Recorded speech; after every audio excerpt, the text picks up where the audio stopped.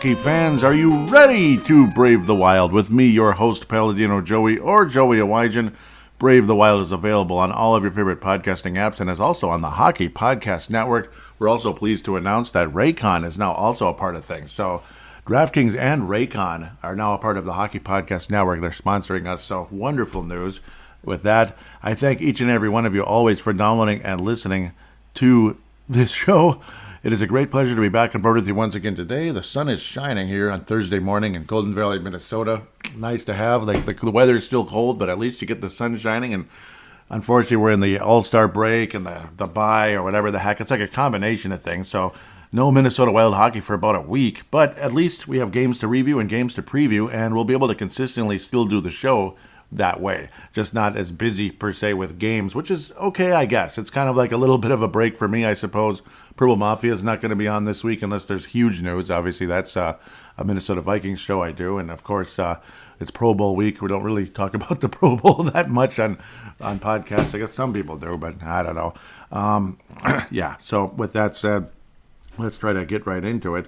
What do we have? 2 games to review, 2 games to preview. So that's always fun. Next week it'll be 2, whatever it is. We'll get to it when it matters most. Philadelphia and Buffalo both winning 3-2, and Marc-Andre Fleury in the net for both games. Gustafsson struggled a little bit in his last few games, so and that's fine. We'll see if the Wild go 3 wins, 3 losses, 3 wins, 3 losses. It's been a weird trend lately, but that's why the last episode was called 3 Up, 3 Down. Dallas Stars in first place at Winnipeg's breathing right down their back right now. 65 points. Dallas at 66, if I didn't say that. Minnesota, 58. Colorado breathing down our back with 57. We both have played the same amount of games, but 4 less games than Winnipeg and 3 less than Dallas. Okay, so there's your cute little game in hand argument that we could have forever. Minnesota's built a solid lead over St. Louis, thankfully, and have played 3 less games. That helps as well. A 9-point lead over the St. Louis Blues. But you still got Nashville to worry about, Colorado to worry about. Calgary's kind of a mess. It's a weird mess what's going on there. I think they've underachieved during the course of this season. I don't think there's really a whole lot of doubt about that. It's probably the coaching at this stage, as good as Daryl Sutter's been throughout his career. Maybe he's like a Mike Zimmer now in terms of hockey coaches. He just might kind of be, and like, get off my lawn. That's what I've been hearing about on the fireside chat. Basically, that's a Calgary Flames podcast that's been around for quite a while. Yeah, that he's kind of turned into a get off my lawn, type of guy who doesn't necessarily want young guys out there, which is not the smartest thing you can do. Let's get to the Philadelphia game. So, yeah, I'm going to kind of bounce around a little bit sometimes when it comes to like looking around the league a little bit. But, of course, we'll probably get plenty of interaction in fan interaction segment. We're going to have that once again. And, of course, we're going to debut the Raycon ad on this show. That should be in between the second and third segment. I'm going to probably do DraftKings in between first and second. Well, basically the start of second segment, and then Raycon will lead into the fan interaction segment. That's probably how I'm going to do that. Kind of split them up. You don't want them back to back, and you probably don't want the show to start with an ad. I've heard complaints about that in the past with other shows. Now the little national ones that get put in at the beginning, those are okay because they're usually not real long and all that, but for the host to kind of just jump into an ad before the show starts, it's probably really annoying. So, yeah. But yeah, Raycon, hey, I have Raycons, and I'll talk about that as well. I actually have them, so it's easy to do an ad for them. Philadelphia Flyers, of course, general managed by Chuck Fletcher and coached by John Tortorella, Mr. FUFFFFFFFFFF, usually in his press conferences, particularly with the New York Rangers. 20-21-9, 7th place in the Metropolitan Division, but still one of the better logos and uniforms in NHL history. Yes, I'm saying it. I'm not trying to be a jerk, but I'm not being sarcastic. It's real. Philadelphia was up 1-0. Somebody named Noah Cates was able to get his first goal, but Boldy, a couple of goals in this one, his 30 and 31st goals of his career, and actually a very interesting statistic about that is that he is the youngest player in Minnesota Wild history to get to that, to get to his 30 and 31st goals since Marian Gaborik. So a lot of people that might not be super high on Matt Boldy at the moment because maybe they're not seeing this, they're not seeing that. It's interesting. So at least you have that to go on with Matt Boldy on the positivity side of things. So very interesting. I mean, I can understand maybe he doesn't dazzle necessarily, but he certainly has been a heck of a lot better the past few weeks. It's safe to say he was pretty invisible for like a month or so there. It was kind of weird. And along with other players, I'm sure, throughout the roster that are always invisible. Greenway, the friendly ghost, that's probably his new nickname on this show. Greenway, the friendly ghost, the friendliest ghost you'll know. Okay, sorry. Tony D'Angelo was one of the better defensemen out there. Fantasy guy. Yep, he actually found his way on my fantasy team over the course of the season, and he's probably going to stay. It's an okay roster, and I don't know, like Tortorella is kind of the kind of guy that's just he's gonna get the most out of his players and this and that, but it's be kind of that grinded out style. It's not going to be anything spectacular. Carter Hart was kind of thrown to the wolves a little too early. It's too bad because he looked like an absolute phenom.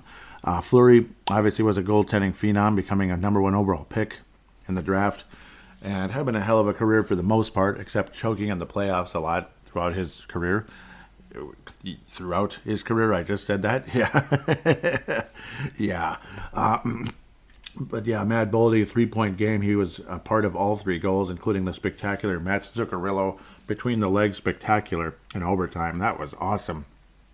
Absolutely awesome. Joel Eriksson did not find his way on the score sheet. Brandon Duhaime's been insanely quiet. Connor DeWer. Jordan Greenway is what he is. He's Greenway, the friendly ghost. But again, Spurgeon, Addison finding their way in the scorer's sheet. We really appreciate that.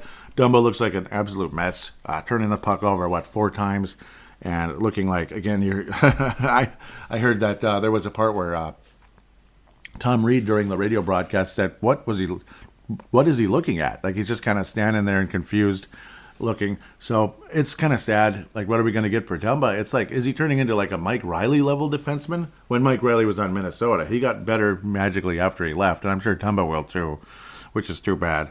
Because really, from Boudreaux to Dean Evison, they're both frustrated with Matt Dumba. Obviously, they love his personality, a good guy, and all that. Standing up for this, standing up for that. That's his. He's giving his opinion, which is, that's America. But generally speaking, it's he's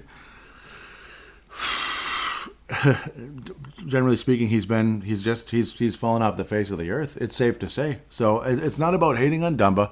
It's just facing the facts. He's fallen off the face of the earth. He truly has. Sam Steele. A lot of people are like, a fairly popular Twitter account that does a show on one of the popular show feeds out there. We'll say was like Sam Steele hockey player, like Sam Steele period hockey player. Like, okay, I'm sure he is. I'm sure he's a hockey player. That doesn't necessarily mean he's a super good hockey player, though, does it? And he's been Steele the friendly ghost.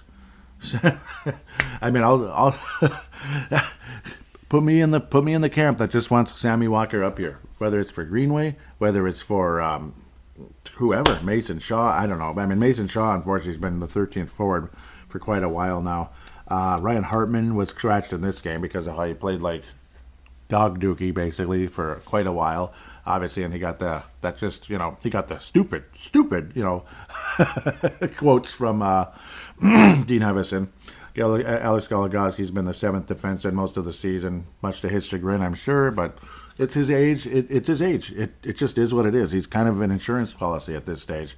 Would have liked to have seen him in Hockey Minnesota. It's kind of been a tradition. A Minnesota player ends up being a hero. The Wild tend to win those games in overtime, and it's often been a Minnesota player winning it one way or another. It's kind of cool, but it did go to overtime.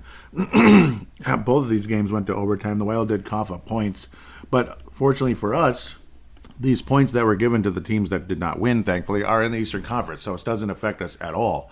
It doesn't, unless somehow we go all the way to the Stanley Cup Finals, and us giving them a point, put them in the playoffs, and they beat us in the Cup Final, some magic run. But yeah, what are the odds of all that happening?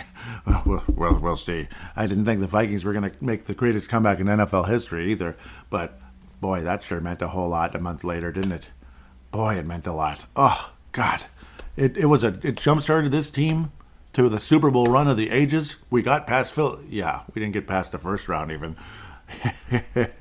So, speaking of Philadelphia, yes, I'm on the Eagles side because I cannot stand the Chiefs. And Travis Kelce made an absolute ass of himself at the end of that game. I'm sorry. You might think that's cool. You might think I'm an old curmudgeon. I'm an old curmudgeon. Yeah, fine. I'm an old curmudgeon. Travis Kelce made an ass of himself, and I'm glad we don't see a whole lot of that kind of jackass attitude at the end of hockey games. It's pretty rare, thank God. I mean, you thought he was at a frat party, and he's like, you thought he's some 19-year-old dipshit. Okay, I'll use the word. At some frat party. Obviously, like underage drinking and making a lot of noise. That's pretty much what he acted like. Now that I got that off my chest, because I had to, just looking at the word Philadelphia made me think about all that. So I apologize. Fly, Eagle, fly. Just for 2 weeks, I'm an Eagles fan because I can't stand the Chiefs, and I can't stand the Eagles either. But I can be a fan of theirs for just 2 weeks temporarily. But the Minnesota Wild do get the job done. Zuccarello, obviously one of the better goals of the season, between the legs of the defender into the net. That was awesome. And Boldy somehow was able to get an assist along with Kalen Addison along with that. So a fun game, a frustrating game, but a fun game. I mean, the Philadelphia managed to muck it up pretty good, but Marc-Andre Fleury made the saves he needed to. Obviously, nobody's perfect, but he made the saves he needed to. And similarly, and more impressively, versus a much better offense in the Buffalo Sabres, who unfortunately don't have the best record ever because of kind of a crappy start to the season. But we'll see. There's still a chance. Maybe they're the team that's going to go all the way to the Cup final. You never know. I mean, crazy things have happened, right?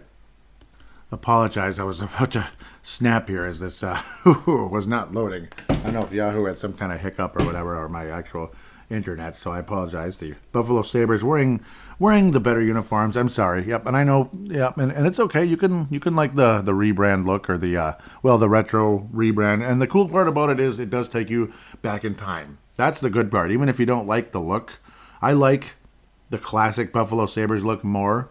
It's funny how the quote unquote modern ones, the ones they wear at most of the games now, is actually more retro than the reverse retro. It's kind of funny because it is in a lot of ways. Maybe it's a more modernized version of the original look of the Buffalo Sabres, but it still to me appears classic, like the Pat LaFontaine days. So, which is what I'm talking about when I think about retro Buffalo.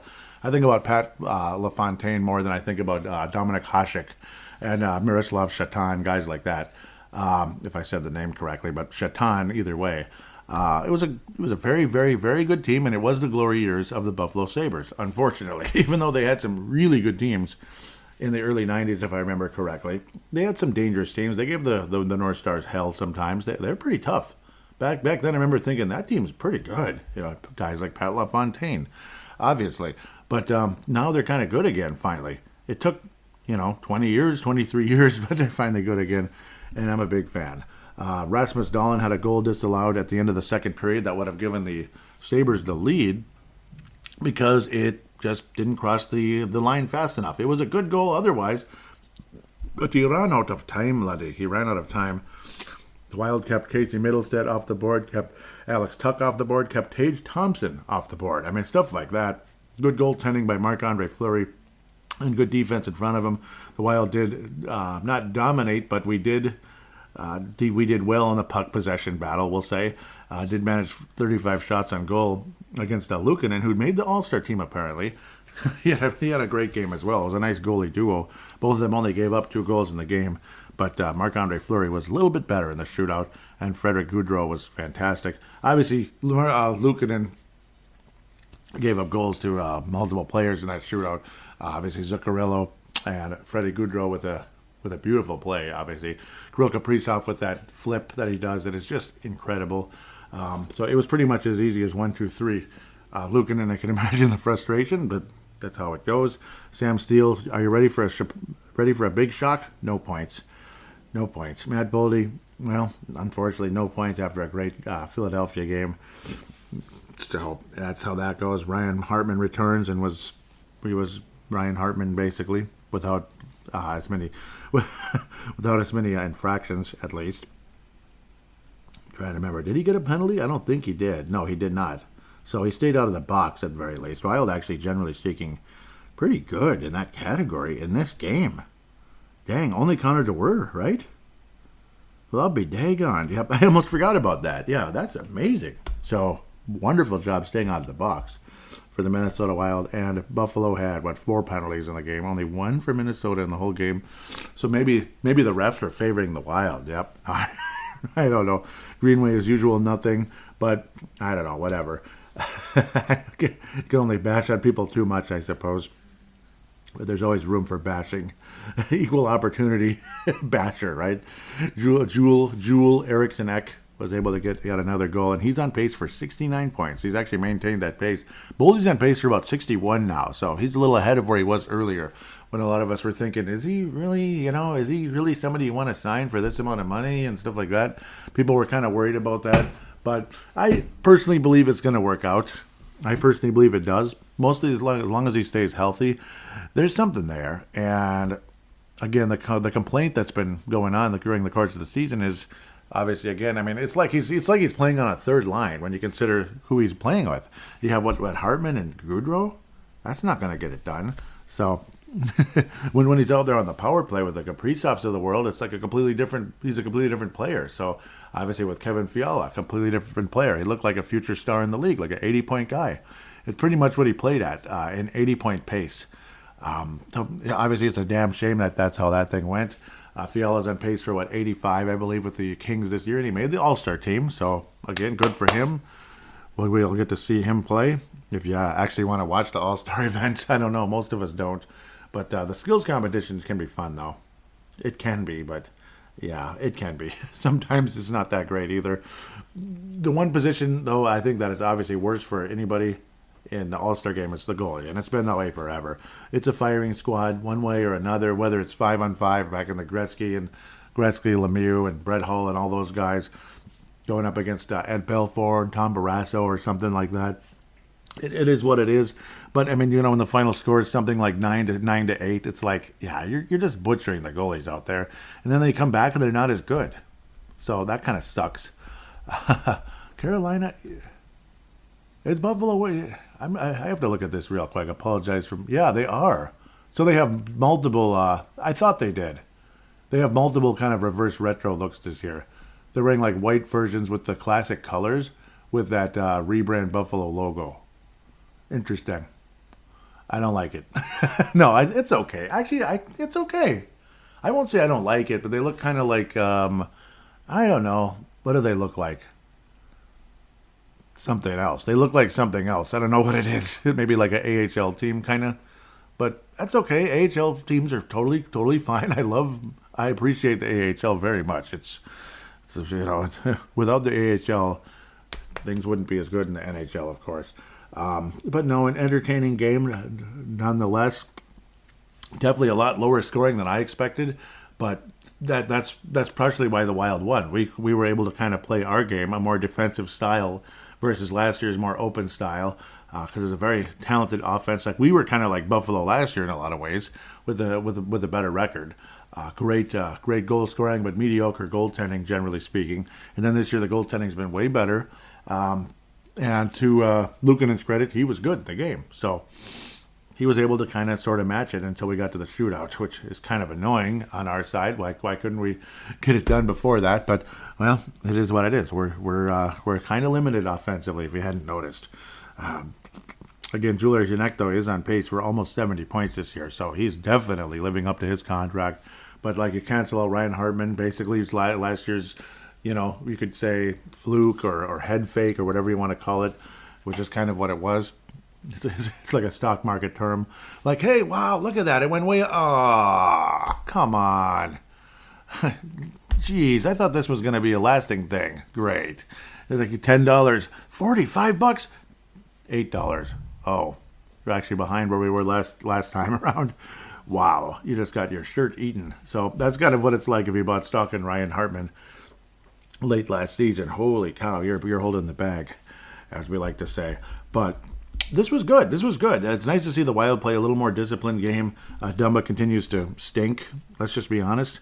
It's funny how they don't really show turnovers here unless you go to like some kind of advanced stats. Take and give. Well, there's a give, but you're not seeing a whole lot there. Yeah, but yeah, take and give and take. I like that. I like that they have that in there. It's kind of interesting. But yeah, I mean, Dumba played better in the Buffalo game. Generally, the Philadelphia game, he was an absolute mess. But luckily, Marc-Andre Fleury, outstanding in both games. And at the end of the day, that's going to get him the Mike Madonna Award for this week. And he also got it for Minnesota Wild Global, most deservedly. Pavel Bennett coming in out of Czechia, which thankfully I do have listeners from Czechia, according to the metrics on Megaphone. Really appreciate that. Really appreciate you. And hello, Czechia. But no, yep, he put up the graphic that Marc-Andre Fleury has won the Player of the Week, and absolutely, I don't have any disagreement with that. He had a wonderful week, per se. So, I don't know, this take-give thing, I don't know. I'm not sure exactly what it's...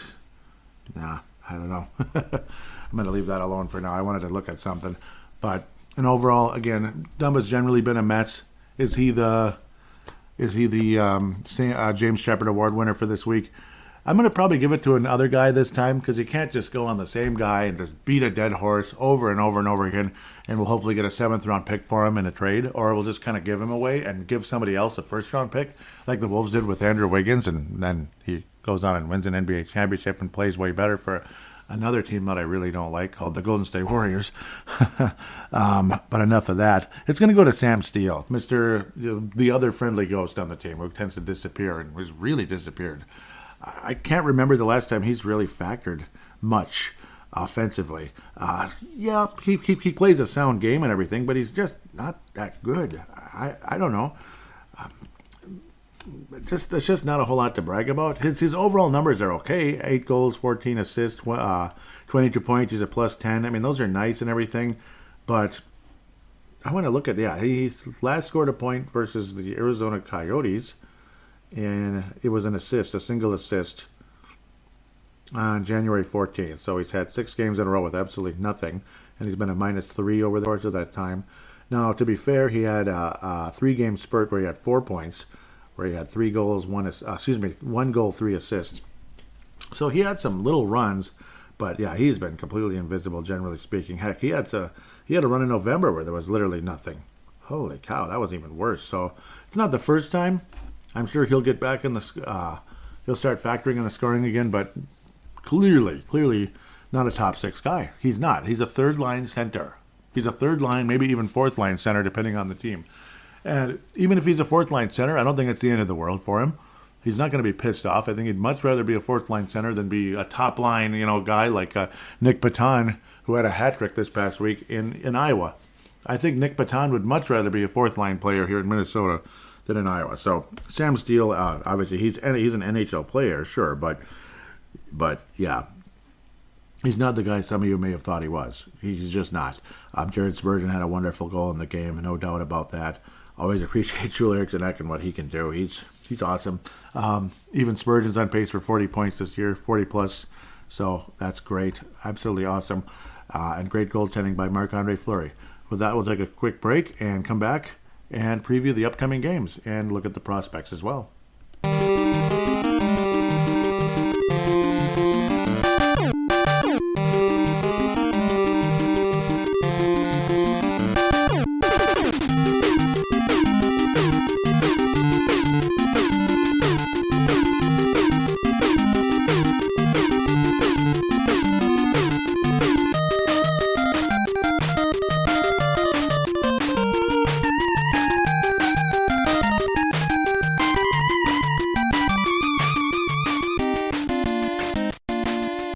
And we are back here on Brave the Wild preview and prospect segment, is what segment number 2 is. And of course, we'll hear from DraftKings in a moment. We'll be playing the Arizona Coyotes and the Dallas Stars. The Arizona Coyotes, Dallas Stars are going on to a south to southwest trip, which is probably something a lot of us would like, particularly as we head into Friday here. Today it's not super cold, but it's getting there. And then kind of overnight it's about to freeze again, like 14 below. So welcome to Thompson, Manitoba, which is where Dean Evason's from. He's from. We were pretty used to the cold up there in Thompson, Manitoba. It's pretty cold, so we're kind of used to it. Kind of pisses me off sometimes when people complain about the cold. It's kind of stupid. Just kidding. I had to do that. I really did. DraftKings, yes, Super Bowl time. Yay. But they're not going to talk about the Super Bowl, interestingly enough. NBA fans. Yep, all right. NBA fans, it's time to bring the hoops action to the palm of your hand with DraftKings Sportsbook, an official sports betting partner of the NBA. This week, new customers can bet $5 and win $200 in free bets instantly. Plus, for a limited time, all new and existing customers, yep, you know all those AT&T commercials? Yeah, all new and existing customers can get a no-sweat same-game parlay every day. Go to DraftKings Sportsbook app today, opt in, and place a same-game parlay on any NBA game, and if it doesn't hit, you'll get a free bet back. So, yep, it's always enjoyable. It's a lot of fun to kind of, right now, betting on the Timberwolves is a lot of fun, and getting Anthony Edwards, with his wonderful numbers.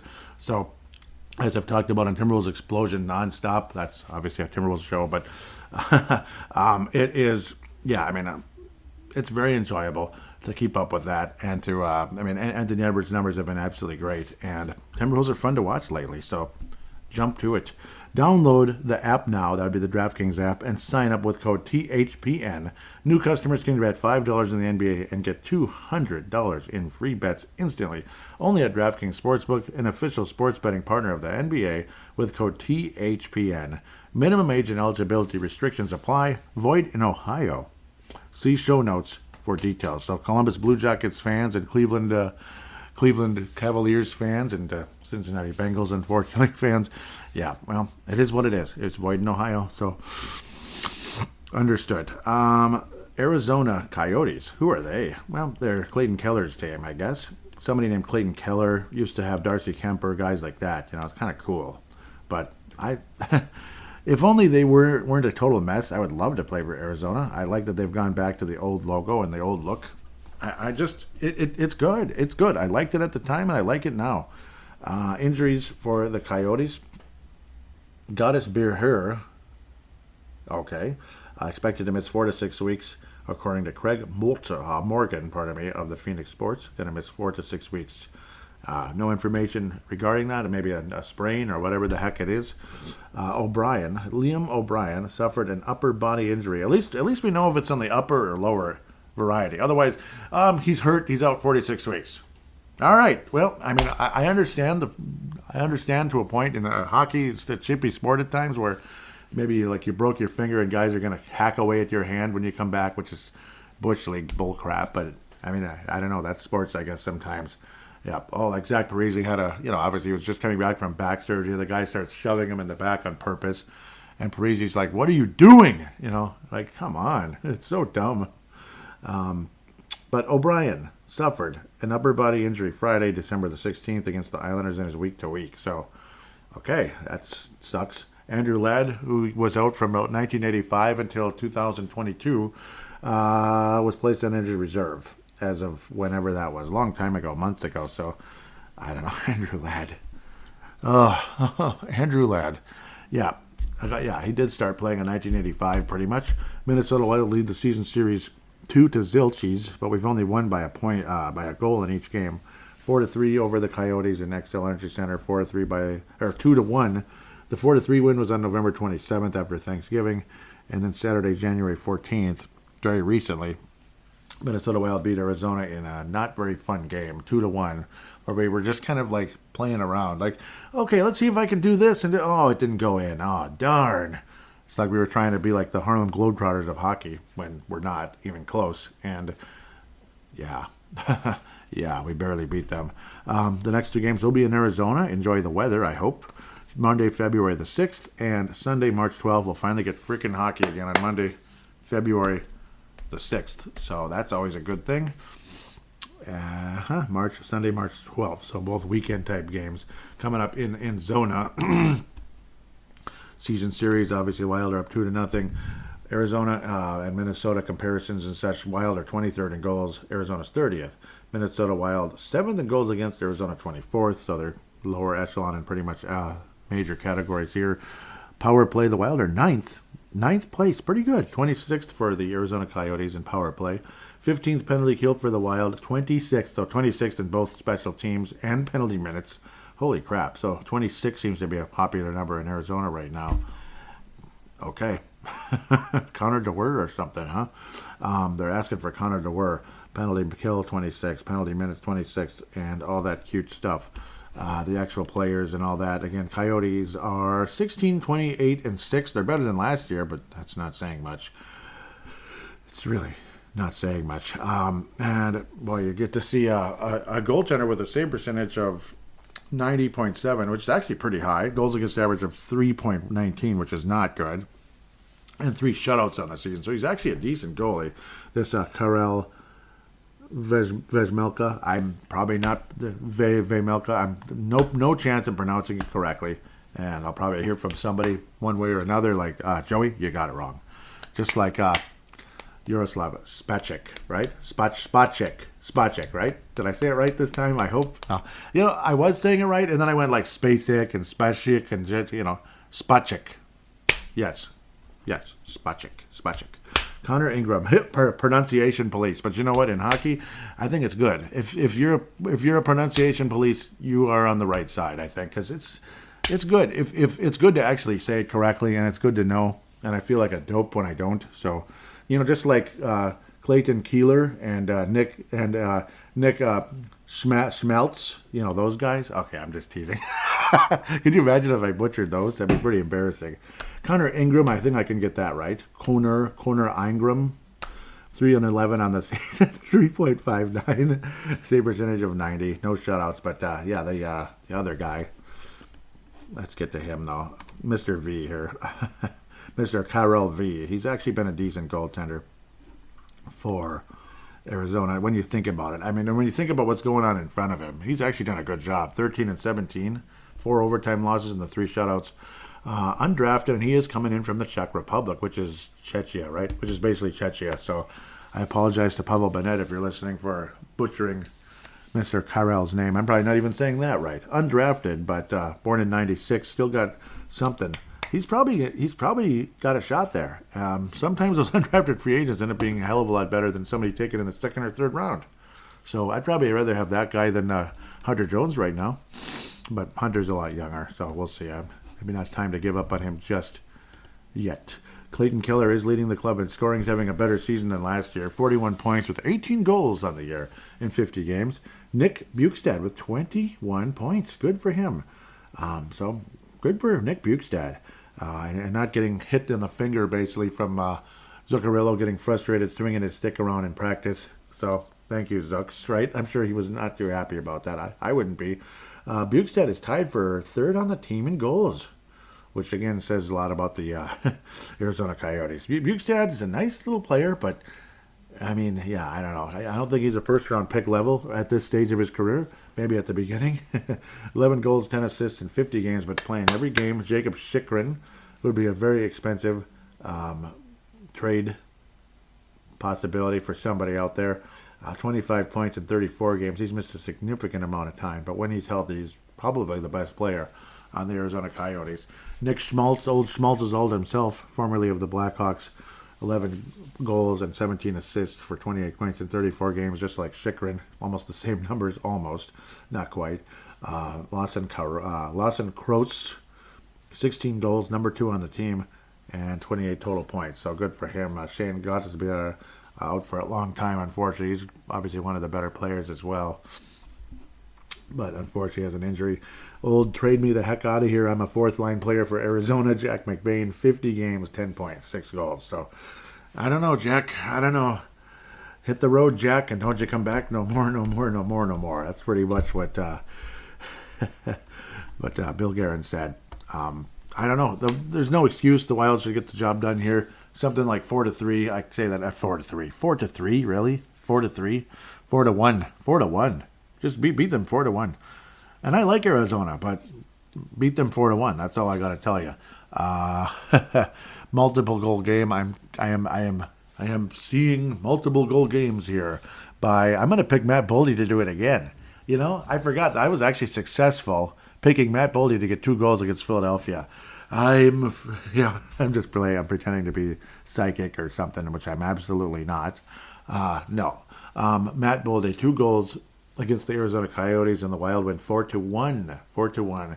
Derek Gustafson, Philip Gustafson. My apologies to the Portland native. Philip Gustafson is going to only give up 1 goal. He's going to have a nice return coming back after a little frustration, but he will be back in the net and will only give up a single goal versus the Arizona Coyotes. Multiple goal game by Boldy. Dallas Stars. All right, first place club in the Western Conference and all that. Yeah, great. I don't know. They're kind of like the Philadelphia Eagles or something to me, basically, when it comes to the NHL. And, you know, a lot of people from St. Louis hate the Cardinals for similar reasons.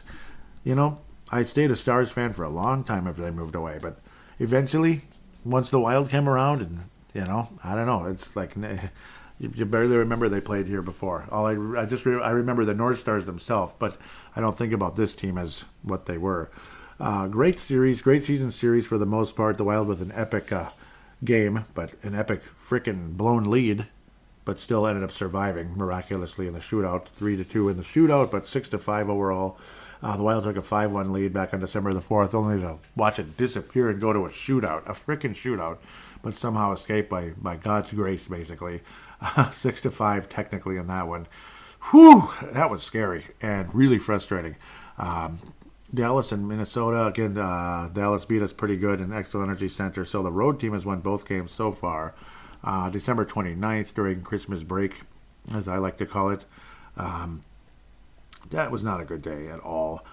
Kirill Kaprizov, no surprise, managed to get the only goal in the game. No surprise for so many reasons, and obviously the ongoing rivalry with Robertson. So it kind of is what it is. Jason Robertson, who's a rising star with Dallas, just like Kaprizov has been a rising star with Minnesota. Ottinger is one of the best goalies in the league. Dallas just kind of put the pounding on us. It's like whatever momentum they had in that 5-1 comeback was in full force. I know a month later, like that doesn't make sense, but it kind of felt like it was still there. Dallas dominated the puck and dominated us in that game. The Wild only mustered 24 shots on Ottinger and scored once. Wah, frickin' who. So it's obviously an important series for Minnesota fans in general. But also, again, you want to make the playoffs. You want to be able to compete against a team like this. So it is what it is. Talent up and down the place. Ottinger is one of the best goalies in the NHL. And again, coming out of Lakeville, same place that Nate Dog Thiesing, God rest his soul, came from. 2.26 goals against average. Save percentage of 92.3 and 4 shutouts on the season. Scott Wedgwood also has managed a shutout. 5 total shutouts for the Dallas Stars this season. Great goaltending. They're 4th in the league. 8th in goals, 4, basically. Power plays 4th. Penalty kill is 2nd. Remember when the North Stars used to have the number 1 penalty kill in the NHL? It was like all the time. It was the last 2 years or so they were here. They had the best penalty kill in the league. I remember their power play being kind of middle of the road. Penalty minutes, they're 20th. So interesting there. So, yeah. I did it again, man. I'm going to backtrack a little bit where we talk about what the teams have done. Arizona, real quick, they are 2-3 in their last 5. I did it again, man. Jeez. So the 2 opponents we're going to play, Arizona, of course, lost the game to Dallas, 4-0 in Dallas. They beat Vegas 4-1. Wow. Yeah, Vegas has been struggling, and the injuries are mounting again, and it's annoying. I don't know, and it looks like it's not working as great. Both teams that I like, Vegas and Calgary, things aren't going so hot. 5-2 loss to Anaheim. What's up, Arizona? And then a 5-0 win. Wow, versus St. Louis, and a 2-1 loss to Anaheim. 2 losses to the Ducks. What the? It rhymes with duck and starts with F. Yeah, you get the idea. Yeah, you really do. Dallas Stars. Okay, I talked about all the cute statistics and everything. They are 2-3 in their last 5. They won the first 2 here, 4-0, 4-0. Jeez. Okay, Los Angeles 4-0, Arizona 4-0. Yep. Buffalo they lost 3-2. These are home games now. The only road game was the LA game. Buffalo 3-2 loss. Carolina 3-2 loss. New Jersey 3-2 loss. Eastern Conference teams coming in and getting the job done. Really impressive, actually. Dallas Stars only mustering 2 goals a game there during that little stretch. That homestand versus Buffalo, Carolina, New Jersey. They came in and beat them up a little bit. Good for them. Good for them, because I'm not cheering for Dallas at all. Jason Robertson actually is on pace for phenomenal numbers. 33 goals, 33 assists. Jeez, 20 plus 26 on the season. He's played in every game. Yeah. Joel Pavelski played in every game. Yeah, I know. I don't like to see guys get hurt, even though I don't want them to beat us. 14 goals, 34 assists. Ageless wonder. He's on pace for like 78 points or something. 48 total points. He's a plus 31. He's been phenomenal. Again, Roop Hintz, who had a hat trick against us in that game where they made that great comeback. but lost. Thank God. 4-6 win, or 46 points anyway for Rube Hintz. He's on pace for good numbers. Miro Heiskanen, who was more of a stay-at-home guy, has become an offensive juggernaut, and he's one of the better defensemen in the NHL now. 40 total points. Jamie Benn, 44. He's picked it up after a crappy season last year. Sagan, kind of okay. He's okay. He's better than last year. Both of those guys were way down, but they're definitely aging now. 34 points. Former Minnesota Wild watch, of course. I think you've heard of him. Ryan Suter with only 13 points in 51 games. Not quite demanding the ice time he once was, where, no, I'm playing, and you better shut your mouth, basically. He basically acted like, he's probably like Travis Kelce. Know your role and shut your mouth. It's like, no, you shut your mouth. You're going to be the one shutting your mouth, and the Eagles kick your butt. Because they will. Believe me, they will. The Chiefs are not winning the Super Bowl. Watch me eat crow in a couple of weeks, but I don't know. Whatever. They're not going to beat the Eagles though. I'll be very surprised. Ryan Suter again. Know your role and shut your mouth. Yeah, that could come back on you, and it will. It's going to come back on Kelce.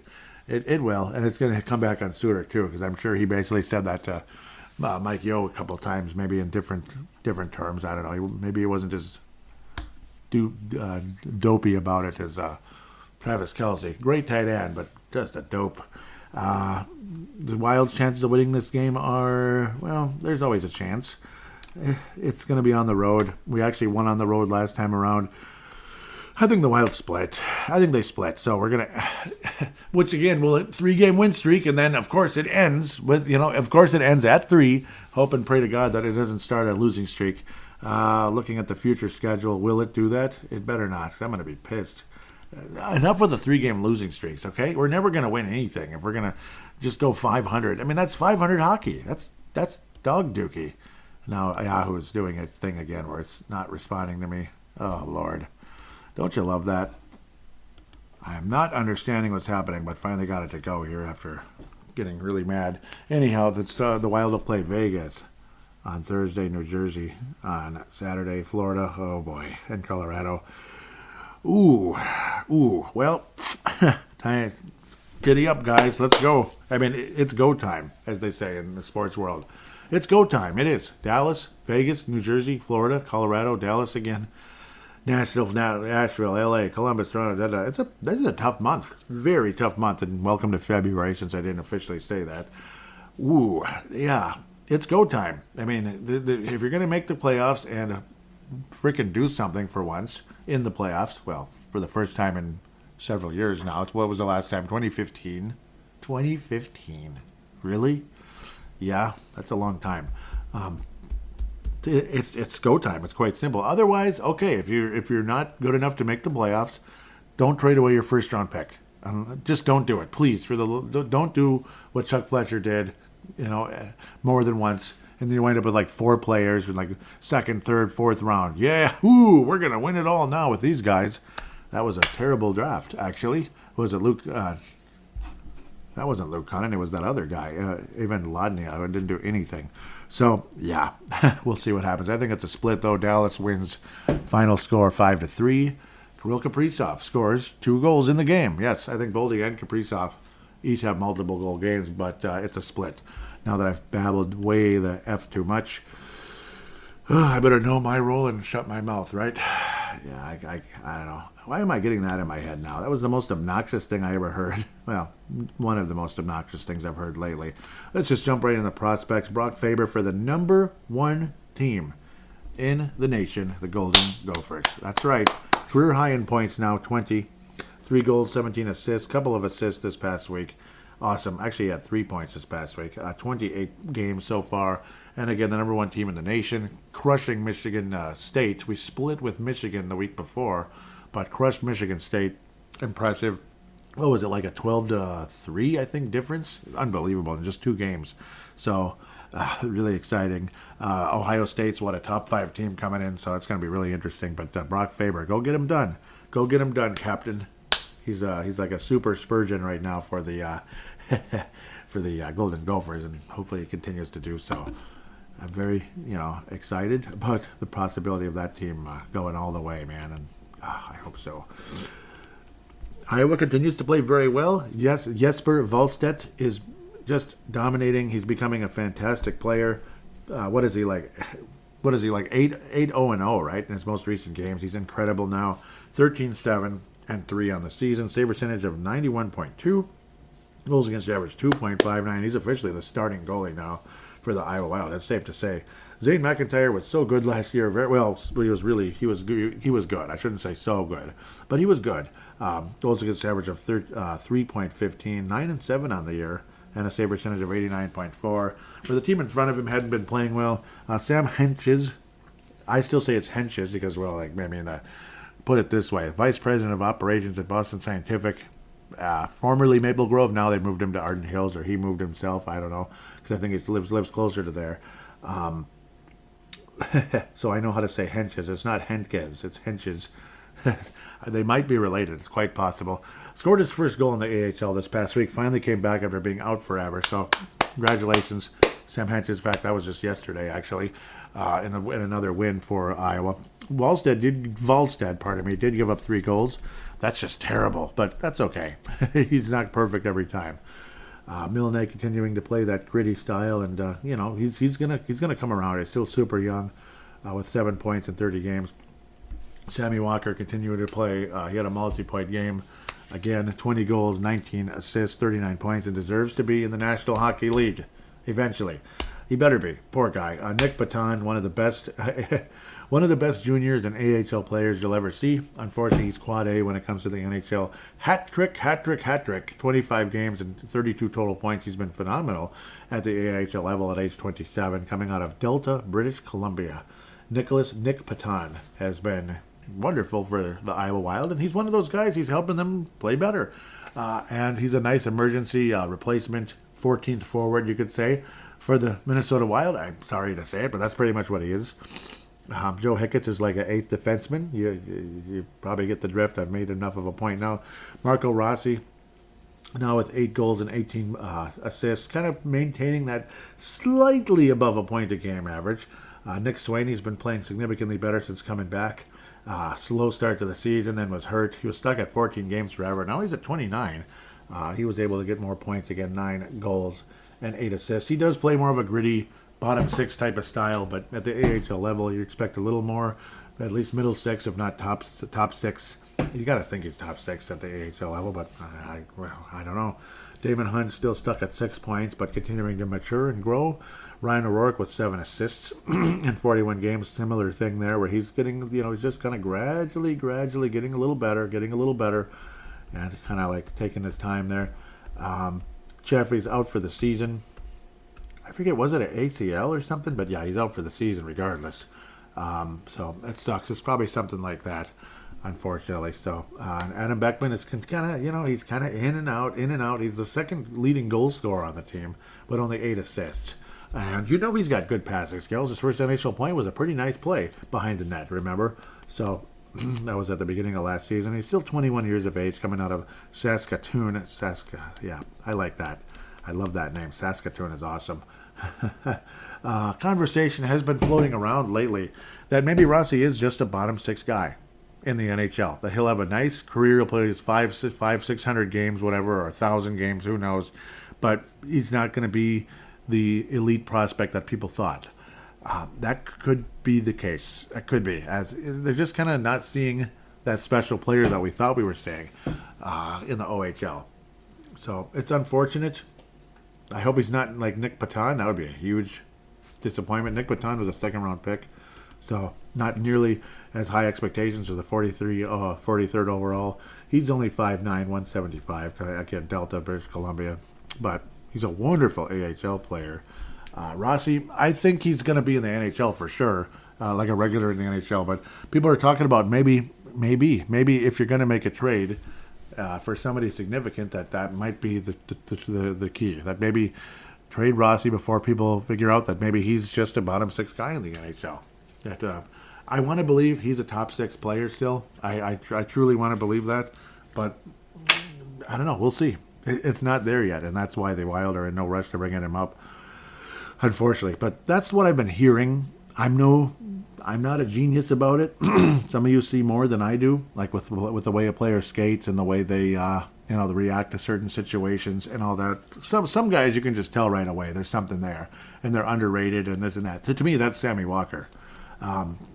Sammy Walker, you just like almost right away. It's like, oh yeah. That's an NHL guy who just should not be stuck where he is. But we have like 19 Sam Steels on the team who are, like, well, he deserves to be in the NHL. I mean, what are you going to do? That kind of thing. And then you got Greenway who's making $3 million and blah blah blah. So I don't know, Greenway versus Walker, and on Greenway, you break up that line. It's never the same again. And I don't know. I'd love to see Sammy Walker a permanent fixture in the National Hockey League, because I do think things will happen in the positive direction. Let's go to the Euro prospects, if I can. I got to fight through the 19 ads. Major shout out, of course, to Hockey Database. Love Hockey Database very much. Again, and really appreciate everything they do. Liam Ugrin, this is on Elite Prospects for the 2 Euro guys, so it's just the way that Elite Prospects does these. So I'm going to have to go that direction here. No disrespect, of course, to Hockey Database, who is my go-to, no doubt. For the Sweden under-20 All-International Junior, 4 points, 12 games, 2 goals, 2 assists, 17 points on for Hockey Allsvenskan, 10 goals, 7 assists now, 17 total points in 30 games for Djurgårdens. Yep. So Hockey Allsvenskan. I apologize, I can't do it. I'm sounding more and more like Sid Hartman, and the screen is turning white. Don't you love when the screen turns white? I mean, I don't know. It's really annoying, actually. That's a bad sign. I don't know if it's my internet or something else, but something's not cooking here, and I apologize. Danila, you're off. Only one more on this page, because, again, the ads are overwhelming, and I understand you want ads just like I want ads on this show. You bet I do. KHL, yep, now he's at 49 games, 11 total points. So, again, just getting started. Don't forget, he's 18 years of age in the KHL. Something you want to put in perspective. He did have 11 points in 10 games for the MHL, which is, I'll say again, for maybe somebody listening to the show and doesn't pay attention to that too much. That's the AHL of the KHL, if you get the idea. Like the Russian National Hockey League, basically. That's the KHL of it, the AAA. So the actual NHL, the main one, the KHL. This is an 18-year-old player with 11 points in 49 games. So, again, at least he's in the professional level already. Guys in the past that have struggled so much that can't even get anywhere, and it's extremely frustrating. They're either they can't do anything in the AHL, and they're like okay in the ECHL. They're pretty much screwed, which is unfortunate. Like, you like to root for them, but I don't know. You're kind of like woohoo, at the end of the day. Let's get to some of those. This is going to be kind of random here. I talked about Sam Henches already, and really appreciate him. Why did I go to this one? But yeah, Hovanov has been struggling mightily, generally speaking. I'm going to look at him real quick because I know he's overseas. He's not going to play for the Wild, but see, it's just, this is an example. Like, I don't think Yurov is Hovanov. I don't think so. Hovanov has played only 7 games in the KHL throughout his career, and that was 2 years ago, and didn't have anything. So put that into perspective. As great as Hovanov was at the junior level, couldn't do much at the pro level, even at the AHL. Only 5 points in 22 games last season, and in the ECHL, 6 points in 8 games. It's just, and in the VHL, which is like, which is probably like the ECHL level for, it pretty much is. It's pretty much the ECHL for Russia. Yeah, and it's just average. He's like half a point a game. So, too bad. God, Hovanov looks so promising for the Moncton Wildcats. Oh, gosh, it hurts because I really liked him. I really did. I liked what I saw. I feel like I'm spinning all over my computer. That's disgusting. What the heck? Ugh. Let's go to Boston College here. Nikita Nestorenko. Yes, he is Russian, but from New York. He's a Russian New Yorker. Boston College. This will ever load. Why did I go here? Oh, I'm done. Go away. Okay, let's go to this one instead. apologize. I just don't want to have all that slowing my computer down anymore.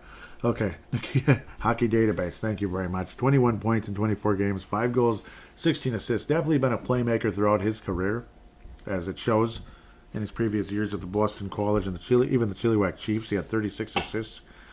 It feels like 19 years ago I covered him with the BCHL. 1920. Wow. So yep, he went to college since then, and he's been okay. Nothing great. Doesn't stand out like he's holy crap. He'll have some moments, but I don't know. We'll see. I'm sure he'll be in Iowa at some point. Same with Marshall Warren. This is his senior year and only 9 points. Only 9 points. 24 games, 2 goals, 7 assists, and he's a -3. But Boston College isn't what they were a few years ago when Boldy was still there. When they were definitely a threat to go all the way. They were good. Kind of like the Gophers right now. We talked about those guys. Adam Beckman already said. Hunter Jones in the ECHL. ECHL is hell, unfortunately for him. 10-7 on the. What am I looking at? He's not 10-7. 1-10-7 on the season.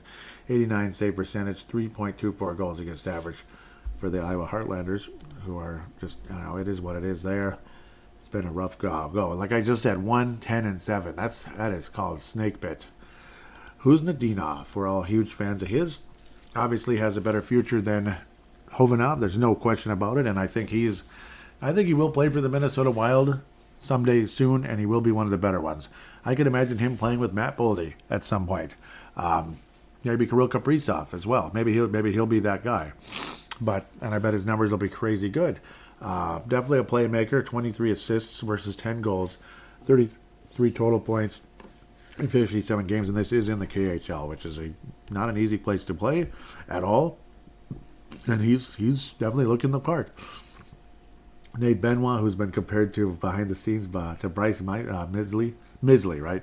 Who was, unfortunately miserable numbers throughout his college career in ECHL and all that poor guy. I want to look at Bryce Misley super fast. What the heck? Austria, that's what I thought. He went overseas. Yep. Asiago Hockey Club, Austria. But I thought Asiago... Okay, never mind. I'm just messing around.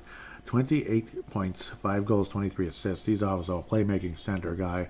But yeah, University of Vermont, purgatory, man. Purgatory. They were a nice team in 2009, but way before Bryce Misley got there. I believe they got to the Misley. They got to the Frozen Four that year. Yeah, what a miserable freaking draft. The only one that might have a chance is Nick Sweeney. And we're talking like maybe, and he's a 7th round pick for that year. It's kind of funny. Fletcher. Whew, that's all I got to say about that. We'll continue moving up here. Yeah, but Nate Benoit, that's what was compared to Bryce Misley. Oh, just like, yeah, he'll get a couple points here and there, but he's not going to make it. It's like, it's a straight up climb for him. It's like trying to climb the IDS with your bare hands. Good luck. 4 goals, 10 assists, 14 points. Career highs in penalty minutes and a career low with a -23 for the sappy and crappy Omaha Lancers. Unfortunately, cool name, but they're not real good. Jesper Volstedt. Carson Lambos had 5 assists in like a 2-game stretch, I believe. He had a 4-assist game. He's been really good, actually. Still less than a point a game, but well, he's a defenseman. Almost Brent Burns-like numbers one way or another. 7 goals, 28 assists now, 35 points. He's definitely caught up to where he would like to be. He's actually ahead of last year's pace, so good for him. He's officially ahead of last year's pace when he was behind forever. And, of course, he missed a bunch of games and all that. But now 35 points in 37 games, and he's a plus 35 versus last year's plus 42. So kind of catching up to where he was and a little bit ahead in some ways. Jack Pert of the team that was formerly the number 1 team in college hockey, but still way up there, might end up playing against the Gophers in the NCAA tournament's Frozen Four or something like that, depending on how things pair up. 2 goals, 18 assists now. He's now gone from 17 to 20 points. Congratulations, Jack Pert. Career high in his sophomore year. Again, a power play quarterback is a plus 14, and St. Cloud is way better than they were last year. And watch out. Maybe they'll be back in that championship game again versus us. Wouldn't that be something? Caden Benkir, the guy who made the giant leap forward. No, he's not. That's the other guy. That's another guy. That's Yeah, that's Kyle Masters part of it. Ben Keir's actually been better, though. He's definitely well ahead of last year's pace, and I keep talking about that. This is just junior hockey, but a guy with some size, 6'2" center. It's good. Good to see. He's a goal-scoring center too. He's not just assists, like 5 goals or like 11 goals and 40 assists, 22 goals and 24 assists. What do you think of that? So, 46 points in 33 games, way over a point a game. It's just the WHL, but look forward to see what he can do at the AHL level, because that's coming very soon. Kyle Masters, again, who took behemoth steps forward. Point-a-game defenseman now. Unbelievable. 8 goals, 35 assists, and he's a plus 10 on the season. 43 games, 43 points overall. Again, gigantic step forward. Edmonton, Alberta shoots from the right side. Great step forward there. Josh Pilar, who continues to be mediocre, and now he's out again. I don't think he makes the NHL. That's just all I got to say there. 12 points, 12 games. So, it's too bad. We talked about Ugrin, Hunter Haight, Mr. Haight, who's been dominating the Saginaw Spirit. Again, I always talk about the 3 games, 8 points. That was awesome. And it's kept him ahead of a point-a-game pace. He's a center. He's only 18 years old. He's awesome. I love what he can do. 12 goals, 17 assists. He's a playmaker. He versus a minus 14 earlier in the year with the Barrie Colts. He's at an even 0 now. He's even. he's at par, basically, if you want to talk golf, I guess. 26 points in 21 games. Again, step forward from earlier in the season, and he's just a youngster here. Regular Lorenz, now at 8 points in 25 games, 2 goals, 6 assists. He had 85 points for the Alberta Junior Hockey League last year. Okotoks Oilers. Awesome name. Awesome name. Okotoks Oilers. I love it. Love it, love it, love it. He dominated that team. He dominated that league, though, with 85 and 60. But at the college level, we'll see. Just a freshman. He's a left winger, basically 4th line right now for them. But we'll see. Let him develop. Milne, we talked about him. Ryan Healy. He's playing for Harvard. And, yep, he had missed a significant amount of time, but now he's been playing. He's went from 5 to 7 points the last couple of weeks. So just kind of gradual right shot defense and kind of gradual growth there. And he's just a freshman. So coming in out of Chicago, and he's playing for Harvard. So he wants to be like Ben Matlock. David Spacek. Yeah? Come on, nobody's clapping? Oh, gee, thanks. Thanks for the encouragement. I'm just kidding. Nobody's here to clap. Maybe you're clapping off the mic. Well, he's been a little quiet, unfortunately. He's been a lot quieter, but it's okay. I don't expect David Spacek to score 100 points, even in the queue. I don't think he's going to get 100 points or anything. And even if he did, that doesn't mean he's going to be a great player at the next level, because Hovhanov had 99 points. And after that, his whole game sucked. His offense sucked, and his defense sucked. So, you might as well go to Thompson, Manitoba, because that's how cold his game has been. So, sorry. Sherbrooke Phoenix, Quebec, Major, Junior Hockey League. You know I love saying that. Spacek, though, you could say he's slightly behind last year's pace now, if you do the math. Slightly, like a fraction.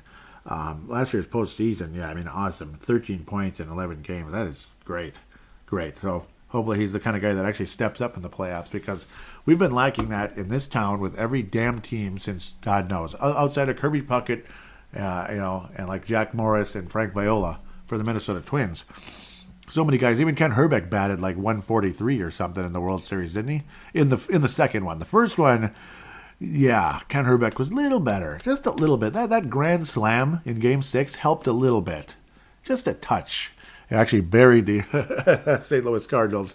And it's like, hell yes, we're going to Game 7. We don't need any dramatic home run from Puckett until 91 in Game 6 that year. But Puckett did have 4 runs scored in that game. He was all over the place. He had 4 hits in that game, if I remember correctly. Spacek, though, again, yep, hopefully he becomes a good playoff player for Minnesota if he does make our team someday. We'll see. But cooling off a bit, unfortunately. 30 points in 37 games. Long story longer. Servak Petrovsky, am I saying that one correctly? I hope.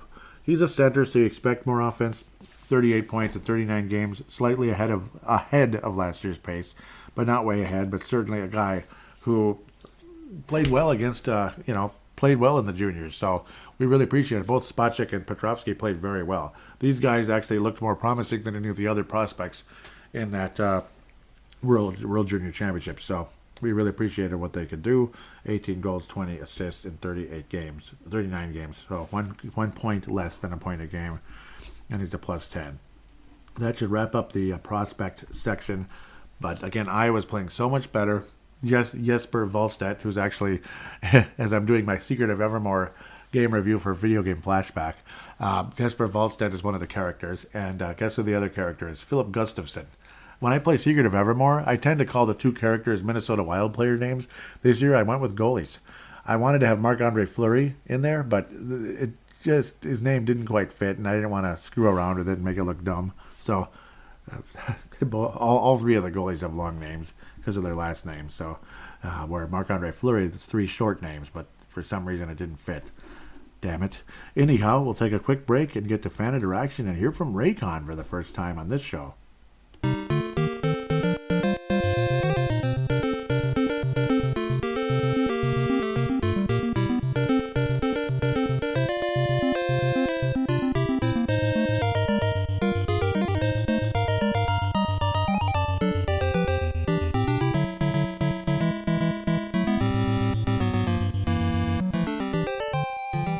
And we are back here on Brave the Wild. We are going to jump into our first Raycon ad here. So thank you, Raycon. And I do use them, and I can vouch for it. They are good. They are very good. They cancel out sound and all that. But they don't cancel out too much where you can't hear anything. You know, when that can be really annoying for people. So yeah, they're actually good. So I'm vouching for them right here, right now. As for the actual ad, this time of year, everyone's talking about making big changes, which is all well and good, but most of the time pretty unrealistic, that's for sure. So examples like, I'm hoping to make a big change. I'd like to have a different job where I work. I'd like to move up one way or another. I do not want to be stuck in the same exact field that I'm in right now. So I'd like to, at least, even if it's in the same building, but same job, or same company, but more of a support staff job than what I'm currently in. I'll leave it at that. Anyhow, I've actually found that the smallest changes to your routine can make the biggest impact. In the same way, you don't have to break the bank to make a big deal purchase. Even the smallest things can be part of a big change if it's something you use every day, like my Raycons. And I do have Raycons. I'm not making it up at all. Raycon is premium audio at the perfect price point, so you can build great habits without breaking the bank. So, I like using them quite a bit. I do. Again, they cancel out noise if you're in a noisy room. You can, and the sound quality is good. It doesn't have that crap that some of the cheap crap out there has. So obviously, it's obviously you want something with decent quality out there. You don't want to spend like $20 on earbuds. You're going to be disappointed. But with these, you don't have to spend like $150 either. So. Yeah, so it's really true. So anyhow, whether you're looking for and yes, they do work for phone conversations as well. They work for phone conversations perfectly well. In fact, funny how I might have a different brand that's very expensive, and through half the time the person can't hear me talking. So, and the Raycons work better, and I'm not making this up.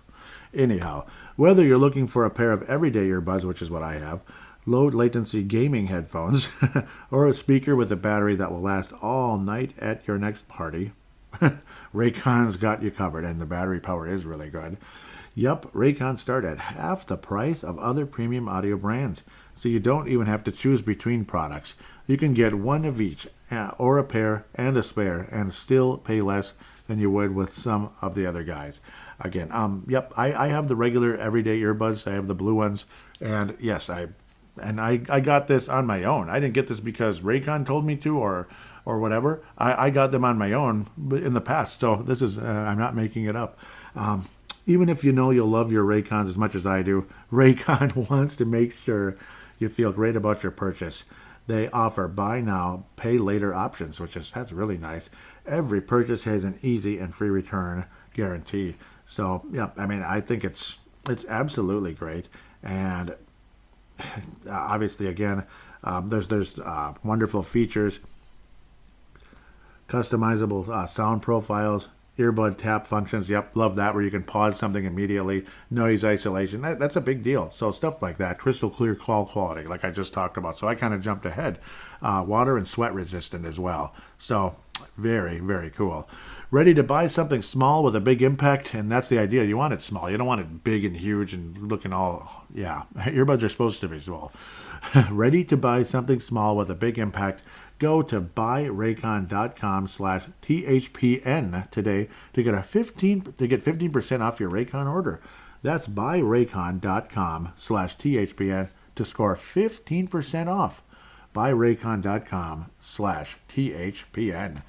Yep, this time there is no disclaimer, so because it's not gambling, but wonderful. And yeah, I mean, I'm very happy to know that they're our sponsor because I like their product.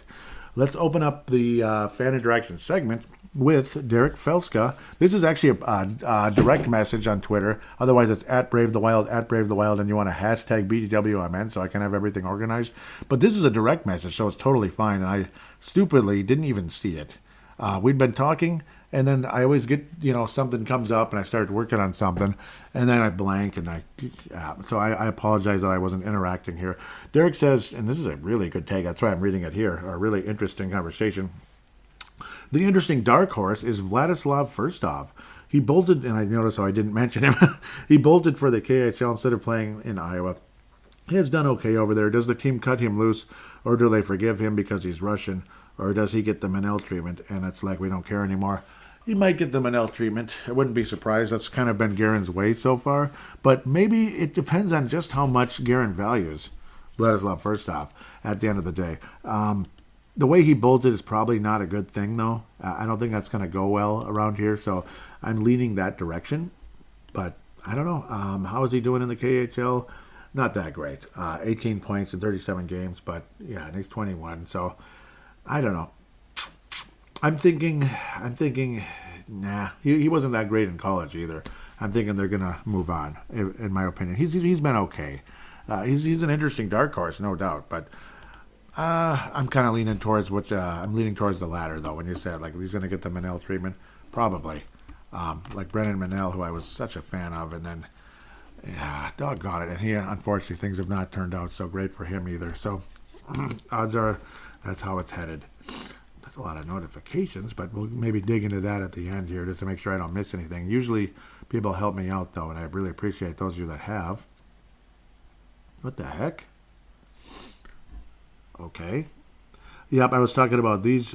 Why is this there? Okay. Oh, probably because I was really late. Yeah, I had forgotten to post it, I think, earlier in the day. Stupid. So, my apologies. Yep, I was saying these uniforms, these are the uniforms they want these two teams to wear. That's when we were playing the Buffalo Sabres on Saturday. Yeah, that's really weird. I must have forgot to post that or something. I think I did, and that's why I was like, that's a late post. It's the Wild wearing those North Star retro, reverse retro, and Buffalo wearing their actual Buffalo uniforms. I don't think I got a response, did I? I did. I better look at it. What happened?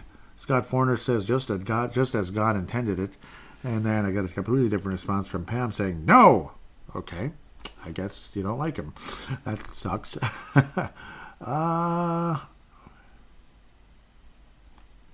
Okay, can we move now? Sorry, this thing's not moving. Yep, does the break. Bored with the break and want to talk Minnesota Wild? Ask Brave the Wild and tag it BTWMN and ask as many questions, comments as you'd like. Please retweet. So Derek says, did you like it when the players picked their teams for the All-Star game rather than having them separated by conference or division? Or is it lame no matter what they do? Maybe it's a little better. Maybe it's a little better having them kind of mixed up. Because then you get you get to play with people you wouldn't normally be around all the time. At the same time, it's relatively lame as well. All-Star games are kind of generally lame, unfortunately. So, but maybe, yeah, I think it's a slight improvement in a way, like the NBA does that, and that seems to have helped them a little bit. The NBA All-Star game seems to be a little better than before. People have actually kind of liked it more than they thought. So that's one thing to look at. I think it's a slight improvement, bottom line. Derek says, if the Minnesota Wild were 1980s/90s box art for a video game, which one would they be? Box art for a video game. The current Wild team, or yeah, I'm guessing that's what you meant. Yep. Or generally. Breakthrough. No. An 80s or 90s box art, huh? I keep coming up with Mega Man because for me, hockey and Mega Man are like, yeah, I mean, you got the helmet, you got that same look. Hockey players, like Mega Man looks like a hockey player. He's even got the breezer look, you know. So it even looks like a breezer, but it's smaller. Yeah, but he still looks like a hockey player the way he's constructed, we'll say. So it's got to be Mega Man. Mega Man 4, 3, Mega Man 3. I'll say maybe. Yeah. Yeah, it can't be 2. It's not 2. It doesn't look right to me sometimes, even though it's a beautiful box art. I'll say Mega Man 3 for now. That's kind of what I'm leaning towards when it comes to that. 4 is a little bit out there. So Mega Man 3. Hope you don't mind that one, huh? Derek says, should the NHL get rid of the All-Star game? I realize a lot of it is probably done to give perks to advertisers, but is it a good idea to halt the season for a week or a week or longer for it? I'd rather not have the Stanley Cup playoffs in June. What do you think? Yeah, like the playoffs, the finals in June, but not the playoffs. I agree. I think it's a little bit on the lame side where maybe you don't need so much time off either. That's part of it. Like how they kind of drag it out. I mean, they start before the NBA for Pete's sake. So I don't know. I don't like that it drags too far either. It's kind of silly. And I know it's advertising. And heck, even podcasting is advertising. I mean, I'm finally actually making a little bit of money for the first time in my life doing a podcast. So it's kind of cool doing podcasts, plural. I agree with that. That is kind of, yeah. It's kind of, it drags out too much. So, yep, I do agree. Next. The Derek Felska lightning round says, even though the Minnesota Wild currently sit in third place in the Central Division, should the Wild be in a sell mode because we know we have more painful decisions with the cap, and this way we can deal with it now, add more future assets and draft picks? I think so, yeah. I think so. Unfortunately, Bill Guerin might not look at it that way, but I also don't think that Guerin is going to go all in. I don't think Bill Guerin's going to go all in and trade away certain people. The only way he trades away Rossi is if it's a really, really, really legitimate player that we can keep, I think. But people like Jesse Pearson, when she's joined Judd's Hockey Show, has said basically, maybe get rid of him, Rossi, before other people find out he's like a bottom 6. I hope he's not a bottom 6, but maybe. Stephen Miller responds saying the Wild cannot afford to keep Greenway. Which prospects or picks do we put up with him to get a first-round pick this year or next? Yeah, because they talk about how the first round this year is just stacked. I mean, we've heard that before. Like the Rossi draft, we heard about how stacked it is, and maybe all of us were fooled with that one, particularly with the particular guy we took. So it's hard to say. I think it's wonderful to get great prospects. But the other side of it is a lot of them aren't as good as we think. Charlie Coyle was looked on to be a captain and a great player. Charlie Coyle was not a great player. So, and Rossi, I don't know either. It's freaking unfortunate. But at the same time, Jordan Greenway was a guy a lot of us thought we liked. And he hasn't been either. So it just goes on and on. The list goes on and on. It's kind of like, what can you say? What can you do? Sorry, I had to change the channel. I was tired of looking at something. Yeah, I do think it's. I do think we're going to be getting rid of certain players that we can't keep. That's what I do think is going to happen. It might drag into the summer, but that could be where it's heading. But one way or another, like Dumba's not going to be back. Greenway, I wouldn't be surprised if he's traded, and I wouldn't be surprised if Hartman's gone somehow, some way as well. Even though he's a quote unquote bargain at his price, but. Yeah, but it's like, I don't think he is a bargain anymore. That's the funny part. You could legitimately come back and say, he's not a bargain. He's getting paid about what you'd expect, and he's kind of, I don't know, he's kind of in the way of possible guys like a Sammy Walker. Derek Felska lightning round continues, which is a wonderful thing. Who do you think won the New York Islanders trade for Bo Horvat? The Vancouver Canucks, the New York Islanders, or Bo Horvat? Bo Horvat won it for sure, going to the New York Islanders. Yep, the Islanders, it's a good organization, as they say. The Canucks, I don't think they know what they're doing. So I'm going to go with the Islanders and Bo Horvat. I think Horvat is probably the major winner there, generally speaking. And I don't like to rip on the Canucks or any other teams necessarily, but it's not been good. It's been a damn mess there. I think Bo Horvat wins that. Yeah, so that's the short answer. And the Islanders have a chance to do something. They gave up a decent amount. What is it, like one of the prospects is a guy that has a real chance, but maybe hasn't really shown it yet, that type of thing, kind of like Rossi in a way.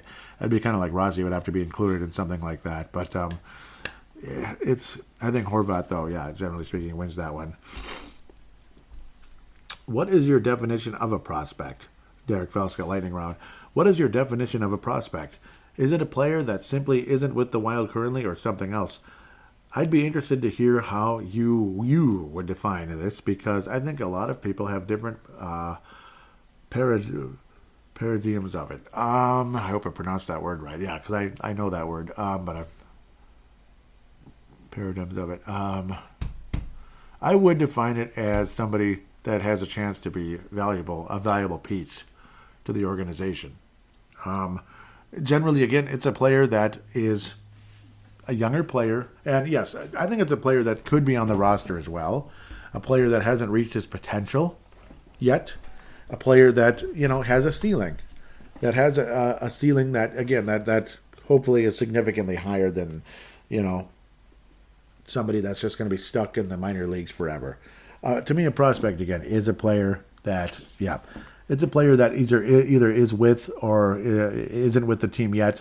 They're of a young age where they have a possible future that hopefully can be better than the current players on the roster. At least some of them could be an upgrade at a position. Sometimes, again, it's a lower ranking prospect, but generally speaking, it's a player that's younger that you feel could become something in the future. That's how I see a prospect. It's kind of a long story longer. Pardon me, I'm kind of moving back here. My knees were getting a little, with the way I'm sitting here, I apologize. I have to let them breathe a little bit. Okay, so here comes Marco Rossi. Did you know Marco Rossi's name is pronounced Marco Rossi? I guess I didn't. It makes sense, though. Marco Rossi. So, but I do know he owns Marcos' Pizzas, right? Yeah, he does. Okay, I'm just kidding. Sorry. Marco's Pizza? No, he doesn't, actually. What player's name is the most difficult to pronounce correctly with the Wild or otherwise? David Spacek. No, not that one. Probably that guy. Probably the player on the... there's tough ones all over that. Zibnejad. I think I've mispronounced that about a million times. I'm probably mispronouncing it right now. But that player on Arizona that I talked about earlier, that's got to be way up there. Maybe it's real easy, but Karel V. Let's just say Karel Vejmelka. Did I pronounce it correctly? I don't know, but I'd say that's a tough one, just kind of looking at it. Gottes Beher, that's a tough one. They have a couple of toughies. Bukestad. That one would have been tough if I didn't hear his name. It sounds easy when you see it. Veli Maki, that's not hard, I don't think. Chikrin. Yeah, but no, I'm going to go with the Arizona goalie, though. Yeah, that one's tough. That's up there. With Minnesota, probably Jesper Wallstedt is way up the list because you're not thinking that. Vladislav Firstov, you can just kind of sound that one out. Ryan O'Rourke, are you kidding me? Of course, that's an easy one. Nesterenko, you can even sound that one out. It might look tough, but it's easy. Nikita Nesterenko. Matvey Guskov. Adam Beckman, yeah, no kidding. Hunter Jones, that one's really hard. Who's Nadinov is up there a little bit because people don't realize the K is silent. Marco Rossi. Liam Ugrin, Danila Yurov, Hunter Haight, Spacek. Yeah, I mean, you wouldn't think it's Spacek, but I guess, like, when you look at it, like, certain, like, guys from that part of the world, I mean, I can see the accent in it now. Spacek. It's not Spacek. So, David Spacek. He's Space K, like Space X, he's Space K, okay? That's how you pronounce it. No, Spacek. I can see that. Or in the past, maybe I wouldn't have got it right away. Or you just kind of get used to being around. Hovanov, that's... I know there's been some tough ones in the past. Duhaime isn't the easiest. Like you might think of Duhaime, That one's a little on the little slightly tougher side. Joel instead of, Jewel instead of Joel. Okay. But again, I'm going to go with the Arizona goalie. As for Minnesota, Jesper Wallstedt, because you look at it, it looks like Jesper Wallstedt. Like that's easy, but it's actually quite different. Jesper Wallstedt, Wallstedt. So that was fun. Thank you. That was a good one, actually. Those were a couple of amazing questions, actually. That was good. That really was. I'm not kidding either. Derek says, who is the best GM in the NHL right now? He's asking the big questions today, isn't he? Who is the worst? Bill Guerin, definitely. No, I'm kidding. Who's the best GM in the NHL right now? That would be, we'll see. Who's the worst? I have a pretty good idea there. Shouldn't we be trying to trade with the worst GM right now? I think the worst GM in the NHL is, I hate to say it, but it's recency biased and all that. I'm just kind of talking out of my somewhere, you know what I mean? Chuck Fletcher, I think, is the worst GM in the NHL. When you consider where Philadelphia was headed when he came. And look at Philly, Chuck Fletcher's doing a great job. Chuck Fletcher didn't do anything. He did absolutely nothing. And that team looks like dog dookie now. They looked awesome right as Ron Hextall exited. They were, they had a frustrating season that year, and then immediately the next year it was like whoop, and those were all Ron Hextall's prospects. Yes, a prospect like young guys and such, like Carter Hart and all that. And then Chuck Fletcher goes in there, and it's dog dookie ever since. And then you bring in Mr. Tough Guy, and they're a game under 500. Ugh, let's go, bleepity bleep. They bring in Mr. Tough Guy, John Tortorella, who's probably coaching his last stint in the NHL. I don't think there's any doubt. And I think Fletcher is GMing his last stint in the NHL. He'll probably be an alternate or assistant or GM, whatever, somewhere alternate. Or, he was a good assistant GM with Pittsburgh.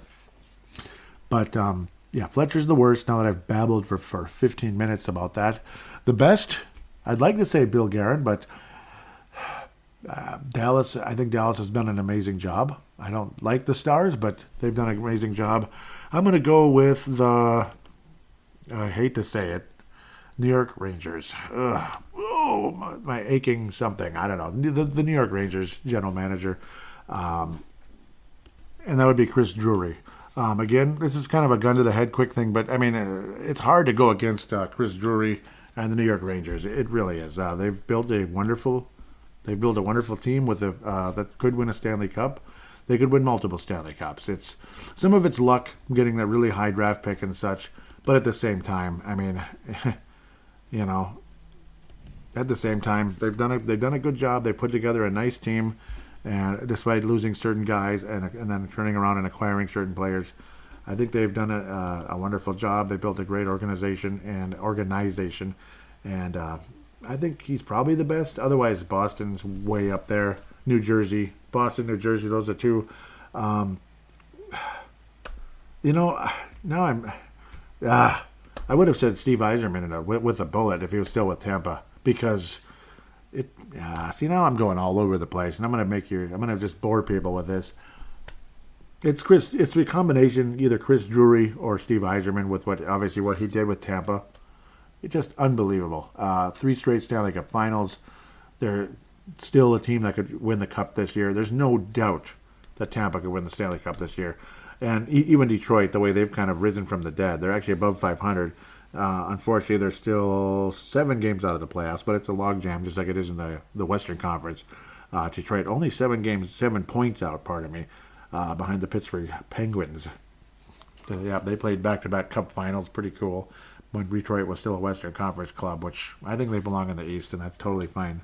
Even though it was a great division rival for many years for the North Stars. That was kind of cool. It was. We actually used to beat them once in a while back in those days. No, even though they were still okay. But yeah, I mean, it's between Iserman and Drury. I think those are the two best. Bill Guerin, I think, is top 5, though. I think he's top 5. Some people might think he's overrated a little bit. I think Bill Guerin's top 5. I do. I like what Ron Francis is doing with Seattle so far. They look pretty dangerous. They're only 3 points behind Dallas. And, of course, the Stars GM has done a great job. They really have. Even though they've lost 3 in a row, they're still the top team in the West. Edmonton's actually looking good for once. So watch out for them. They look really tough right now. But it helps having Connor McDavid. You know, it doesn't take the greatest GM in the world to say, first pick in the NHL draft is Connor McDavid. Yeah, that's okay. So with that said, now that I've made that way too long, I apologize. But it's between Drury and Iserman, depending on how you look at it. Brian Herrera says, with the Civil War going on about wild colors, why not just get sponsored by Mountain Dew and combine the colors? Look at you. That's actually kind of funny, though. Maybe. Derek Felsica says, no, it's not fair to Mountain Dew. Ouch. And then Brian Herrera responds with Do the Do. And I still remember hearing about Mr. Dew. Do you want to do the do? Yeah, Mr. Dew. I think I talked about that on Brave the Wild. I talked about Mr. Dew, didn't I? And I brought the little Coleco cartridge over. So I'm going to do it again. Yeah, because I'm a super nerd, right? I'm going to do it again. I probably can't find it. Here we are. Beautiful. Get in there. Would you believe I have a Pepper 2 manual? Pepper 2 is one of the ColecoVision games. The manual's in perfect condition. It's 40 years old, 1983. Here's Do. I'm just kind of tapping it. Mr. Do. This is a ColecoVision cartridge, 1983. So since you said Do the Do, I'm doing the do right here. Boink, boink there. Sorry, that was probably really loud. That was the ColecoVision cartridge knocking on the microphone. Apologize if it was loud. That concludes fan interaction as I know it. I better get going anyway. Steve Snyder says, I think the number 13 experiment with 97 and 96 may be past expiration date. Agree with you 100%. Wow, there's a couple of people jumping in at the end here. Holy cow. There's a lot in here. I'm going to make sure. I apologize. And I want to mention the people that retweeted. Wild Brazil retweeted the board with the break thing. Where is all the retweets? Oh yeah, thank you. Tom Hayen also retweeted that. Thank you to get the word out there. I want to get the retweet of the most recent episode to say thank you to you guys that did. I can't find it. Yeah, that's what happens though. There's so much interaction here. Wouldn't mind the team doing something this with the logo. That's kind of, but these are conversations. They're not really show related. Just my Twitter happens to be attached to it. That's what I try to avoid those if I can. They're cool to read while I'm, going through the week. But yeah, I'm not going to read all those on the show, or there's going to be like a 10-hour segment here. So, there were a couple here. Steve Snyder, he was talking about how basically Sam Steele's expired. Yep, and I agree with that because that's why he got the Shepherd Memorial this week. Stephen Miller, I read that one about the Greenway. Alicia Townsville says, I don't believe we'll get a second round pick in 2023. We'll get a second 2023 first round pick unless we part ways with Rossi, Addison, or even Jesper Wallstedt. And we know Bill Guerin isn't stupid with Greenway. If Dumba can be like, because we're not going to get a first round pick from Greenway, no. If Dumba can be like Risto, that's another name that's hard to pronounce. Ristolainen,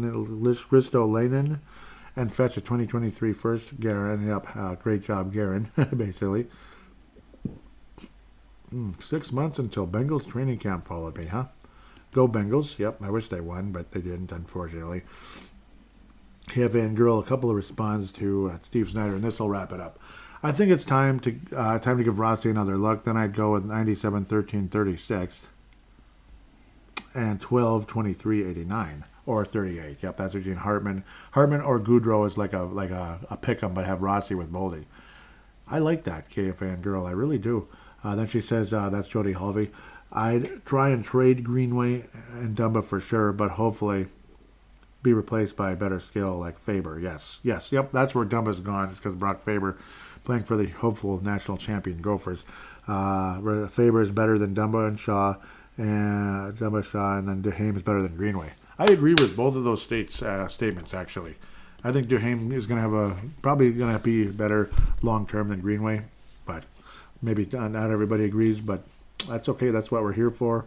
Yeah, and that's when Steve said he thinks the experiment with 13 is past expiration date. I do agree with that. Anybody that is ready to move on with Steele, I think it's okay. Yeah, so Jody apparently wants to keep Steele right where he is. We'll see. Otherwise, Rossi with Boldy, I think that's the one thing that could really help. Maybe there it is, where Rossi, you're going to start to see chance.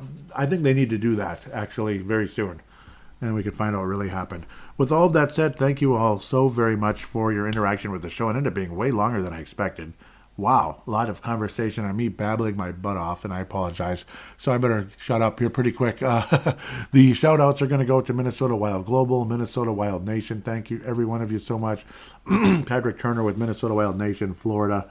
Florida is the number one state, I believe, listening to this show right now, which is unbelievable. I can't believe it. So thank you, Patrick Turner, if you have something to do with that. Thank you. That is really cool. So thank you, Florida. I love you very much. And Brave the Wild's growing really nicely. A following in Florida. That's pretty cool. Scott Cavendish, Kathy Maid, Michael Fick, and others. Chad Walski. Of course, Pavel Bennett, Merrick Skyba, guys like that coming in from MN Young Guns, Minnesota Wild Young Guns, and MNW Prospects. Really appreciate you very much. We keep up with the prospects and such. So with that, thank all of you very much. Again, sorry if this is a little on the long side, and I need to get going myself. So hope all of you have a wonderful week.